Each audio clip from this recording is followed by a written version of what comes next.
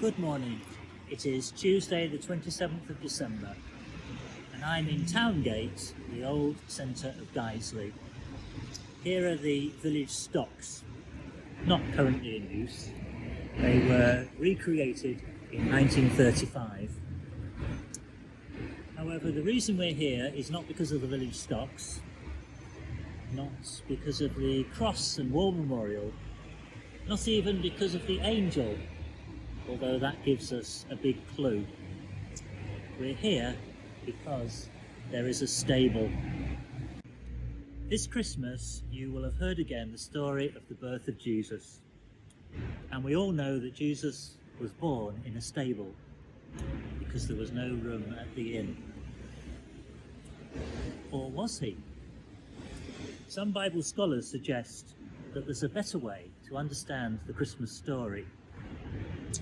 Kenneth Bailey was an American Presbyterian minister who spent much of his adult life teaching in Bible colleges in Egypt, Lebanon, Cyprus and Jerusalem.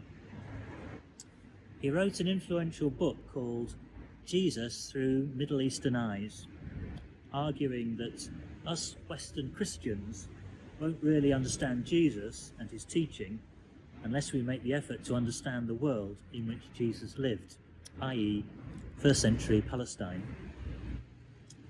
From his detailed studies and from his engagement with Christians in the Middle East, Kenneth Bailey argues Luke's account of the birth of Jesus is actually telling us that Jesus was born in an ordinary Palestinian home.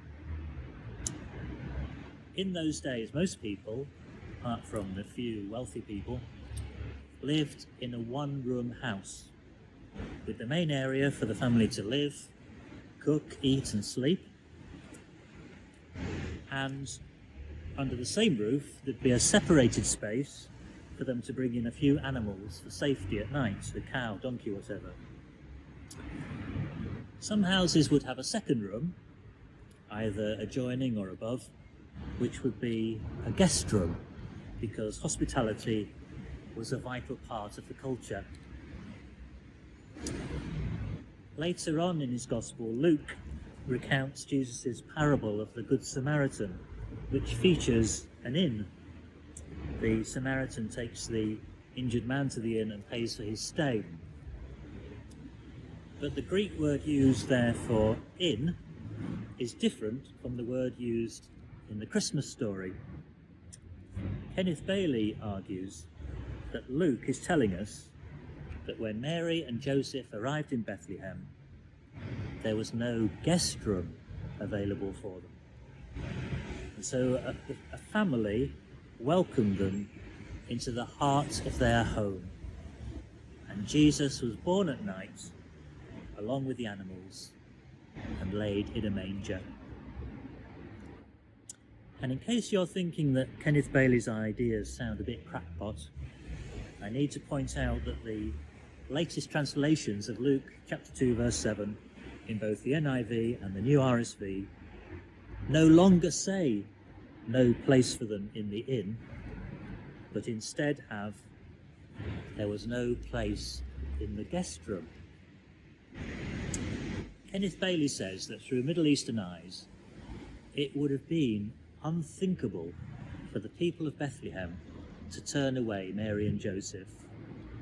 After all, they knew Joseph's family, and even if they hadn't, it would have been disgraceful to shun a young woman about to give birth. To do so would have brought shame upon the whole community. That didn't happen. They were welcomed into a family's home, and there Jesus was born. Now, of course, we cannot know for sure the historical circumstances of Jesus' birth, but I find it deeply appealing to have an account that fits with the culture of the time. So am I going to propose that this stable is not put up next Christmas? Of course not. Am I going to ban any references to a grumpy innkeeper from church nativity plays? I wouldn't dare. I'm not saying this account is right and that one is wrong, but I am saying that telling the Christmas story that sets the birth of Jesus in the real world, as it was 2,000 years ago in Palestine, speaks powerfully to me here and now. I hope the Christmas story, however many times you hear it and however it is told, continues to speak powerfully to you too. And so a prayer which reminds us of the first visitors when Jesus was born.